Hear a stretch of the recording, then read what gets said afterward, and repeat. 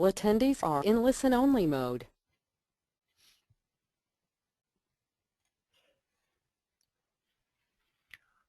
Hello everyone, and thank you for attending our Lunch and Learn webinar.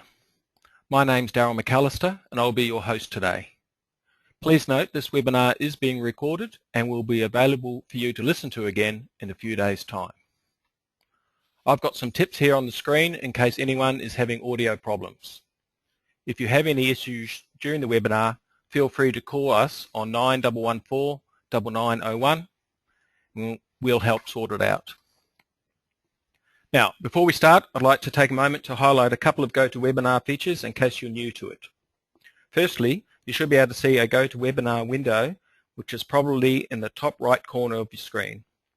As you can see, we've muted all attendees at this point, so no one can hear you. If you've got any questions, just type them into the bottom questions box and click the send button or the enter key on your keyboard. In the interests of time management, all questions will be answered at the end, but feel free to enter them at any time. And during the webinar, if this control window disappears, click the orange arrow for it to come back. Today's webinar is on Office 365, more than just an email solution. With me today is Robert Crane, who is widely recognised as Australia's leading MVP on Office 365. What's an MVP, I hear you say? Well, MVP stands for Most Valued Professional and is a designation given out to selected IT professionals by Microsoft in recognition of their community leadership. Everyone on this call today already has Office 365 and almost everyone is only using the email part of it. Office 365 is so much more than just a cloud-based email solution, and we'd like to give you a taste today of the many additional features that are available to you. And the best news is that most of you are already paying for these features, but you're just not using them yet. I'd like to hand over now to Robert, who will talk more about these features and then provide us all with a live demo of Office 365. Welcome, Robert, and over to you. Thanks, Darryl. Can you hear me? Yes. Am I coming through? Good. Okay. So basically what we're looking at, Office 365 is a product, a service from Microsoft. It includes a number of features. Some of those features you may not be aware of. So most people think of Office 365 simply as desktop applications, so things like Word, Excel, and PowerPoint. The reality is it's far more than that. It includes things like business class email, file sharing, video conferencing, includes technical support, and makes management of IT really easy. The main thing it also provides is access anywhere. When you enable it, you can then access it. You and your staff can gain access to that anywhere. One of the benefits that Office 365 provides you is that it gives you enterprise features which you probably don't have available. So, for example, it has things like e-discovery, document fingerprinting, and legal hold. Document fingerprinting allows you to trace what sort of documents are leaving your organization and then restrict those. Legal hold allows you to control the information at all times, so there's always a copy of it kept no matter what a staff member may do. Next point, Darryl. Yep. The important thing about Office 365 is we're moving from a world of operational expenditure. We're moving to an operational expenditure rather than capital expenditure. So we're looking basically at a per user, per month cost to work with this. This means that rather than having to shell out upfront for large expensive items like servers and software and licensing that you may or may not need down the track, you can purchase exactly what you want and scale it to your business quickly and easily.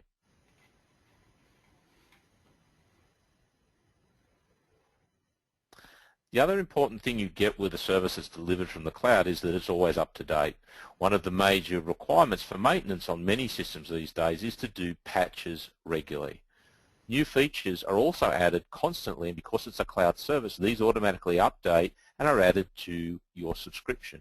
So a good example is a web storage recently went from 25 gigabytes to 1 terabyte for each user that has access to it. So these are the features that you get as part of your subscription, constantly improved, constantly updated. So that's another benefit.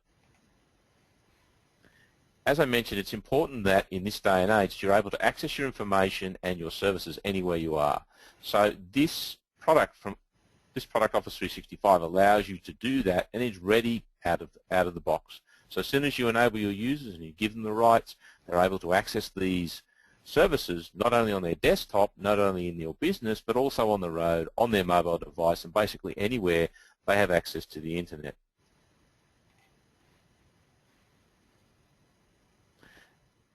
For a lot of people, the worry is that they want to be able to not undergo a huge relearning and retraining curve.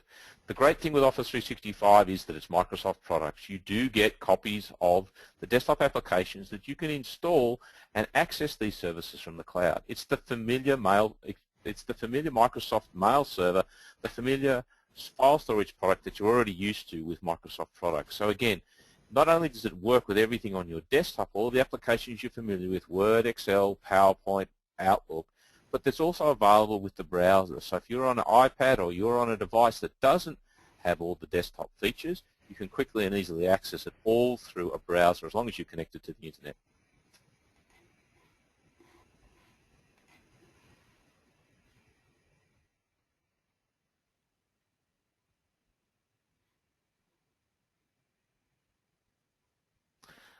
Okay, so one of the big advantages that we've got, the differentiation for a lot of people, is the ability to share documents. So you've been sharing them on a file server in an environment with files and folders. You can certainly achieve that using the same products, but there is a huge amount more that you can do. Office 365 provides you better control. It provides built-in version control, auditing, tracking, e-discovery, and things like document fingerprinting to help you control your intellectual property inside the business. It also allows you to do things like sending links to your documents rather than actually attaching them and sending them outside your business.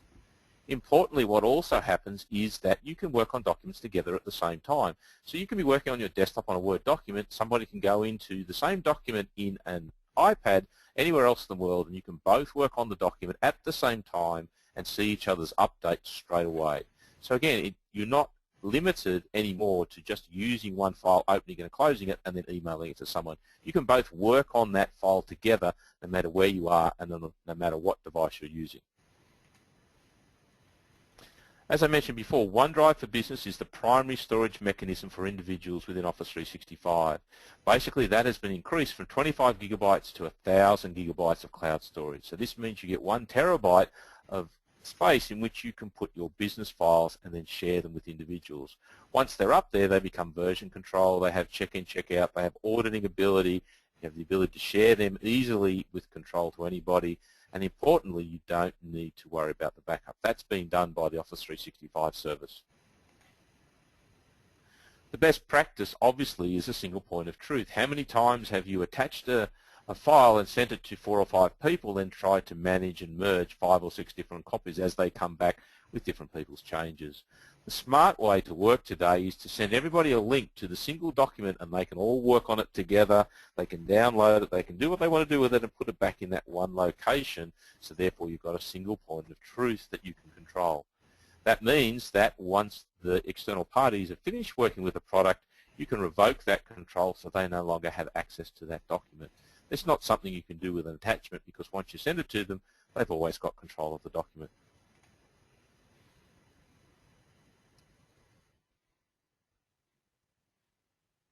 And again, what we mentioned here is Office 365 allows you to easily share documents with those inside and outside your business.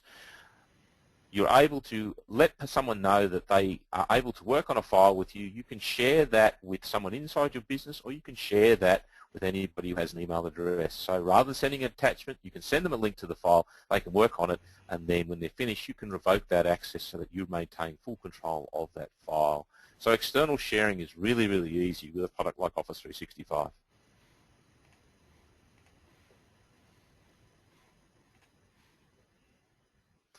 Many people looking to remove or eliminate their file server. We're certainly moving to a point where we can say that you're able to store all your files in the cloud because web storage is becoming cheaper and cheaper and cheaper. Recent price drops have been over 50% for the current iteration. So we're seeing massive drops in the cost of file storage when it comes to the cloud because the large providers are able to get economies of scale. It's just not something that's possible in many small businesses these days.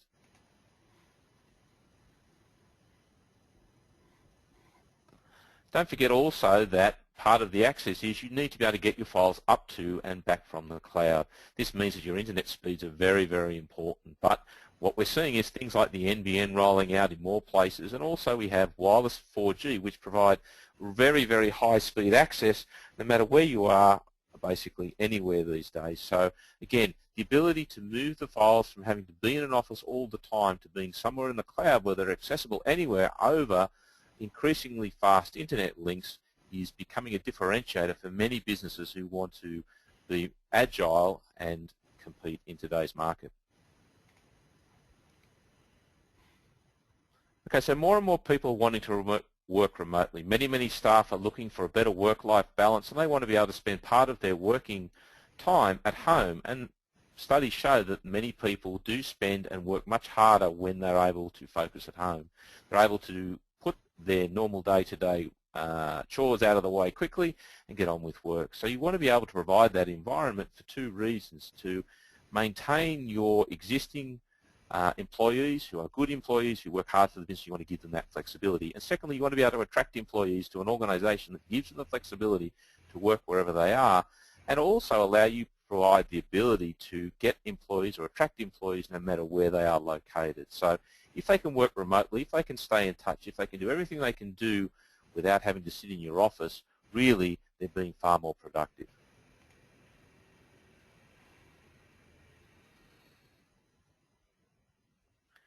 We're fast reaching the point, as I mentioned, where there's no longer going to be a need for a central file server. We may not be there for many people. Some people may have specialized apps that do require a file server. But as I indicated with the drop in price for each web storage, this day is fast approaching, and more businesses, especially startups, are basically born in the cloud, storing everything in the cloud, and being totally comfortable with this as an environment. So again, what we're seeing basically is computing moving to a utility model where you simply walk in the door, turn on the lights, use it, and then turn off the lights when you're finished.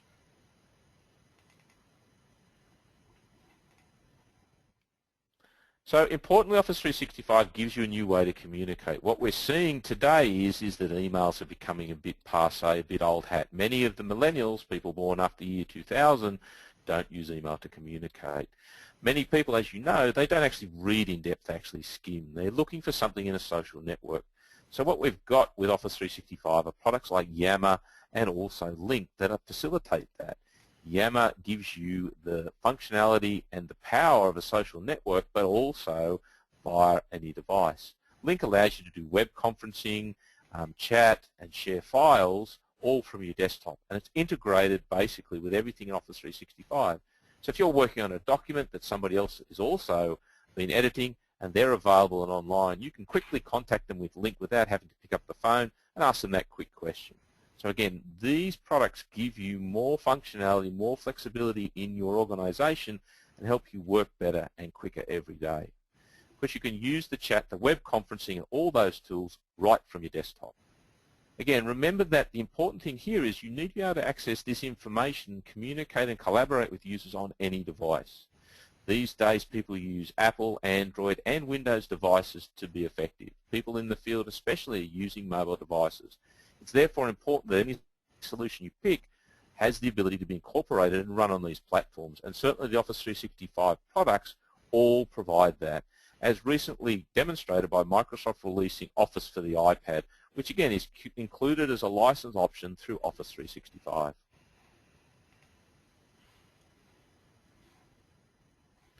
Again, what we're going to have is we need to find a better way to locate the information that we're after. Okay?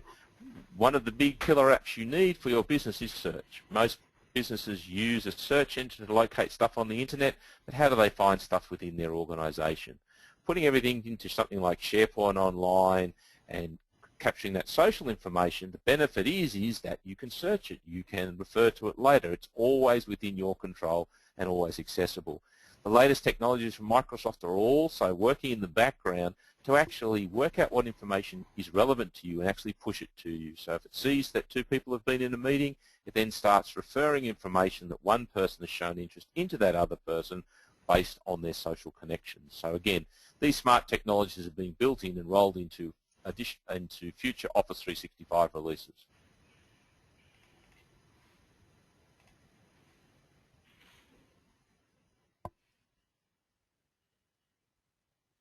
And we've mentioned here that Office 365 is no longer restricted to just running on Windows desktops. It will run on Windows desktops. You will get the latest version of the software, currently Office Professional Plus 2013, but you also get licenses to run on a Mac. So if you're running Macs, you will get that as well. You'll also get licenses to run Office on the iPad, and very soon Microsoft will be releasing Office for the Android, and that is also included as part of the service. So what you get with Office 365, if you purchase the desktop licensing option, is you get 5 installs of any version of Office. So you get 5 Windows installs or 5 Mac installs, and also iPad and Android installs as well. So it gives you that flexibility to work on the desktop as you have been working before. Again, the important thing is for most users is they're familiar with products like Outlook, Word, and Excel.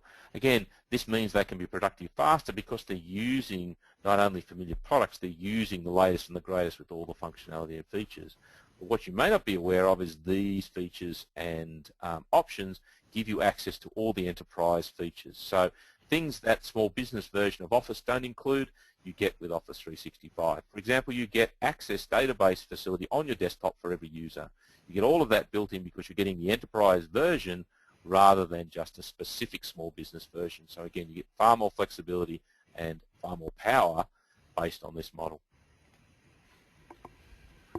Again, as I mentioned, there are fewer constraints on where you can install this software. You can put 5 installs per user, so you can have 2 PC installs and 3 Mac versions. You can also have 5 iPad installs if you want. So no longer is it one license for one user. Microsoft appreciates that many users work on multiple devices. You can have it on your desktop at the office, you can have it on your desktop at home. And it's easy to control those versions and install and uninstall from a web console. So you've got full control of this. The other advantage is this is using a click-to-run technology, which means that it streams down very quickly and allows you to be up and running in a matter of minutes. So there's no longer waiting for long CD-ROM installs. You basically install what you need and it's streamed down to you and you're up and running very, very quickly. The other big thing for most people is it's always up to date. As a new version comes out, it will be automatically pushed out to the desktop. So when Office 2014 or 15 comes out, it will be automatically updated to the desktop if you elect. So you'll always know and have the confidence that you've got the latest version. You won't have the issue where one person can't do something because they haven't got the right version or they haven't got all the features. So this is another big benefit of the subscription model, that you're always entitled to the latest version.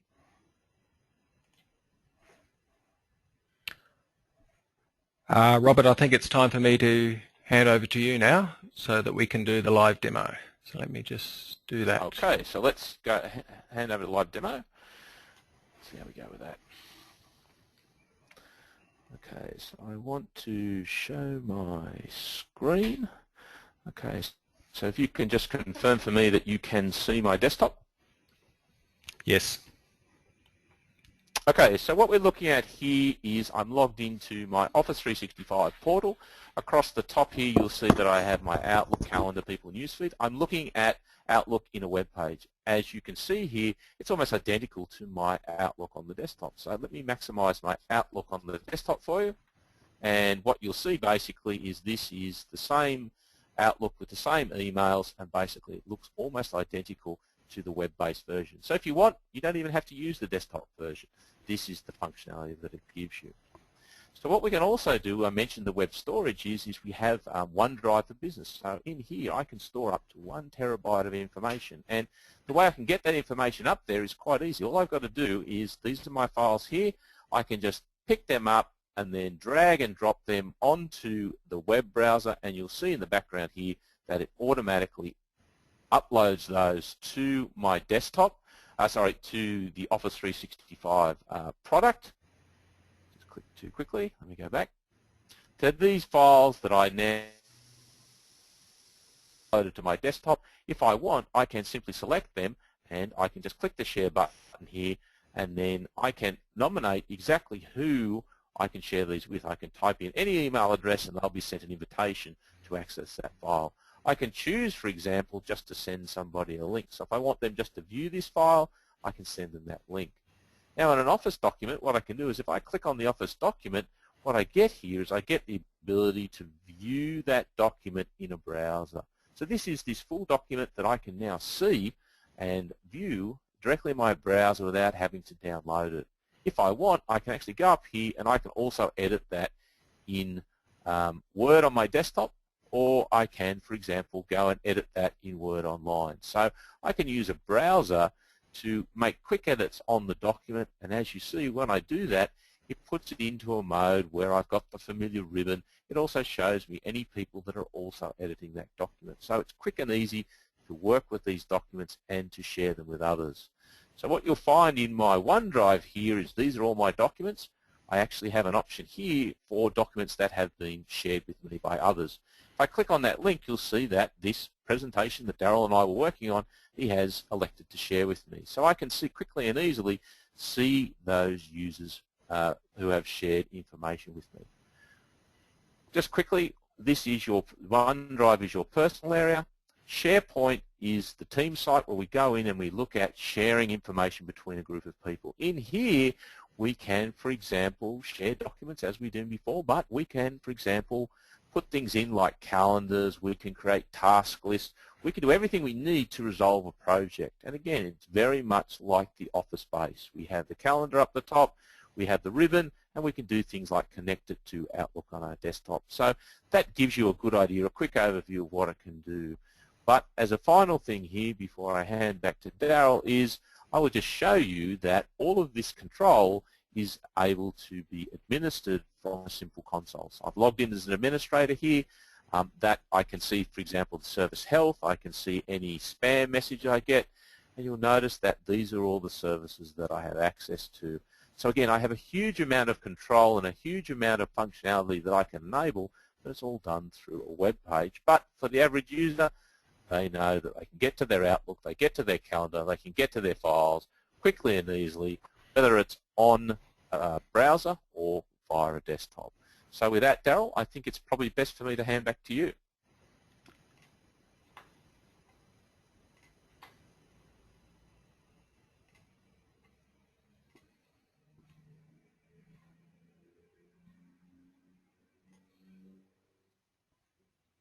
So Robert, can you just confirm that you can see my presentation screen there again? Yep, I can see your questions ready to ask away. Okay, well, Robert, that was great. I appreciate the time that you've given us today to go through some of the features of Office 365 and that demonstration. Now, it's 12:53, so we've got 5 to 7 minutes to answer a few questions. So I might just prepare myself in background mode. If you've got any questions, just a reminder, the best thing to do is just type them into that question area. It'd be great for me just to read them out and pass them through to Robert to see if he can answer. All right, well, while Daryl's accumulating any questions, I will also mention that Office 365 is available in a number of different suites. You can purchase it, which includes the conferencing, the storage, and the emails as a complete suite of products. Or if you want, you can purchase individual products and just start with email and scale up from there. So it's not an all or nothing environment. The other thing I will mention that is also possible if you elect to, you can integrate it with your on-premise servers. So most clients we see, or most clients I see, are looking to move totally to the cloud to give them that flexibility. But again, it's not an all or nothing strategy. You can certainly implement things like integration with your local networking to give you the full functionality and flexibility of the cloud, but that familiarity that you have with your on-premise equipment. A few questions have come through, Robert, so I'll start reading them out. China. Facebook, BBC and quite a few other sites are blocked in China. how can we be sure Office 365 will always be available from China? Obviously, there's no guarantees of anything in life, unfortunately. Again, it changes with the political whim. My thing is that Microsoft has an Office 365 Trust Center, a security center, that will answer these specific questions, which are region-based. I will tell you that Microsoft has a number of data centers already in China, so it is working with the government to ensure that is available. And again, is looking to scroll those out. So at this stage, yes, it is available, but in the political environment, you just don't know what's happening down the track.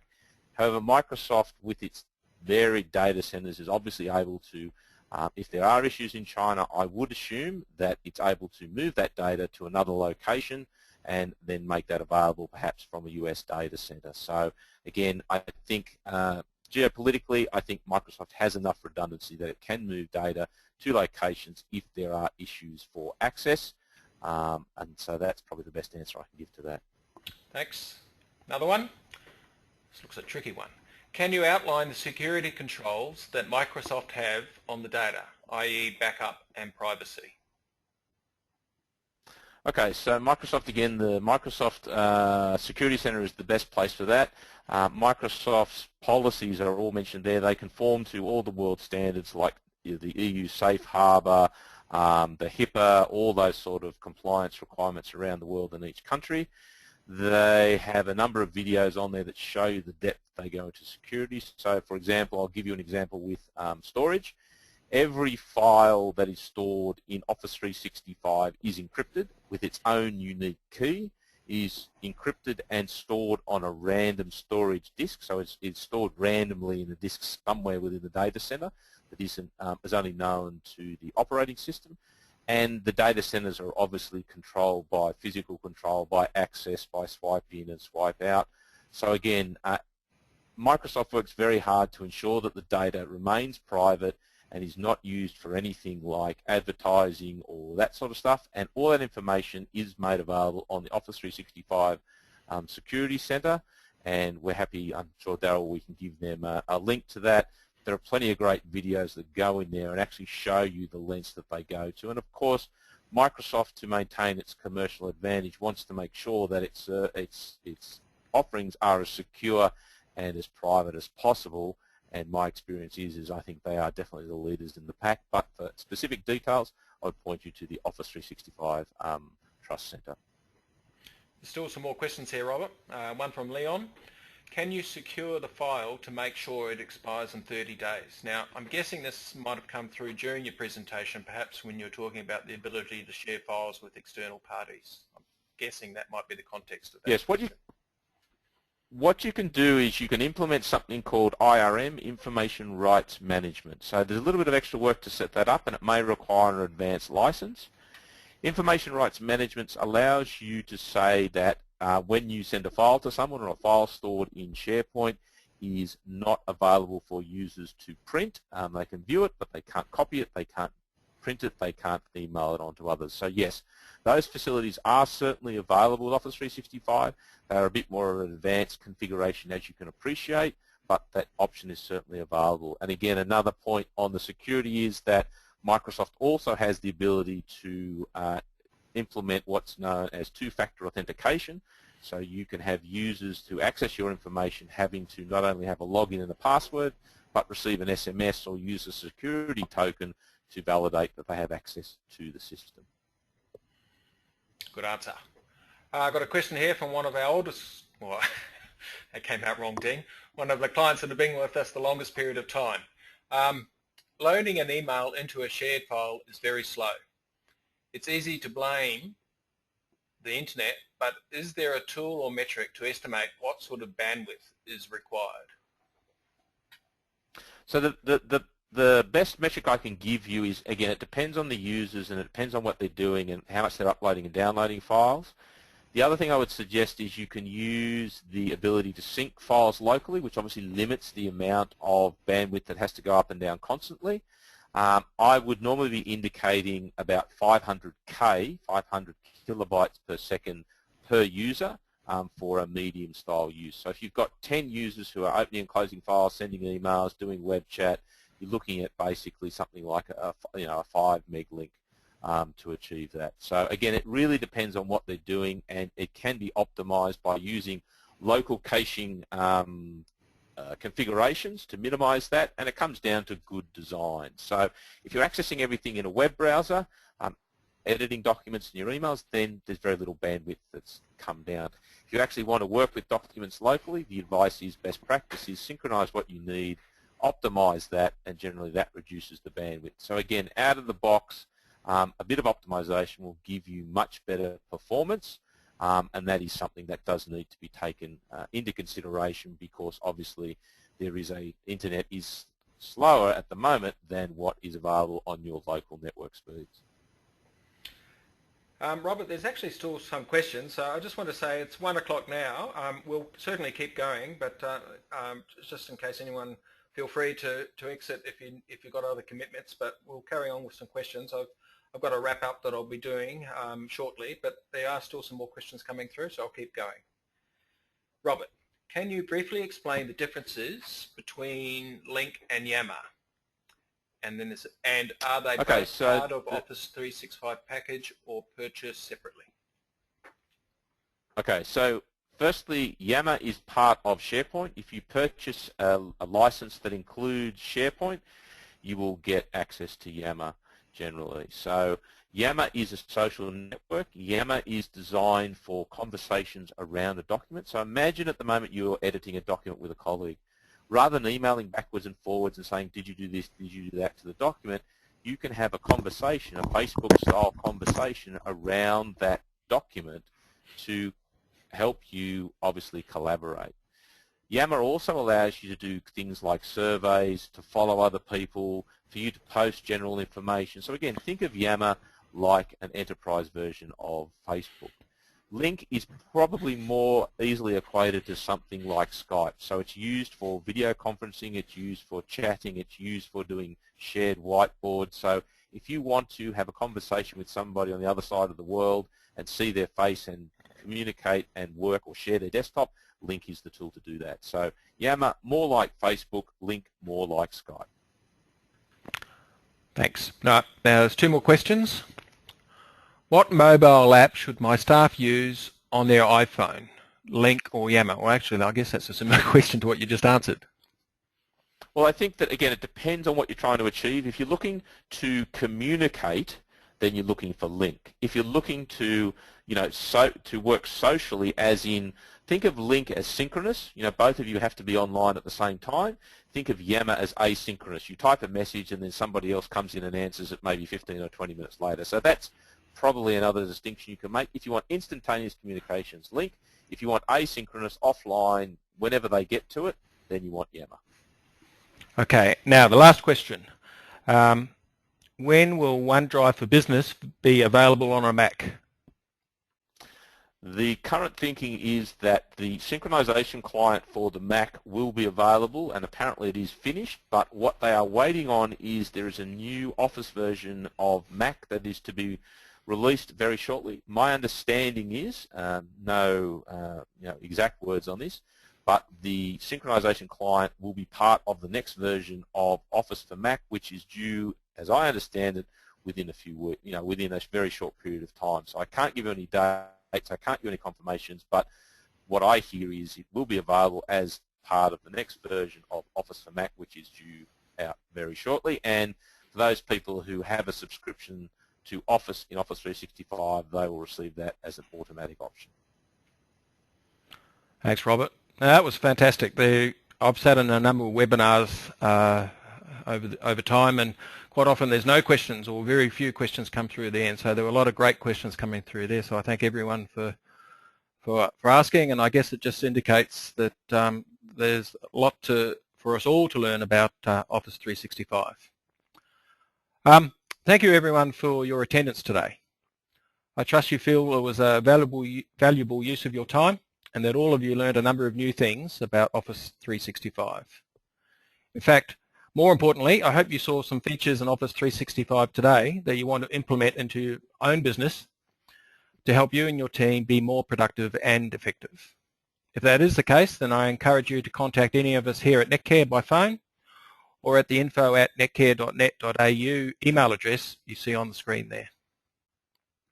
Our service team are trained and certified in the technical aspects of supporting Office 365, and we're all using Office 365 ourselves for our own business operations, so we're happy to share our knowledge with you. Finally, our intention is to have more webinars like this in future. In fact, we'd like to hold these once a month from now on. Perhaps a more in-depth session on SharePoint or on Yammer, or something not directly related to Office 365 like VoIP phone systems or moving your servers to the cloud. Instead of us guessing what it is you'd like to learn more about, we'd really appreciate you replying to a short survey you'll get when you exit this webinar, which will help us decide what future webinars should be about. So thank you again for attending. Thank you, Robert, for your active participation and knowledge on this subject.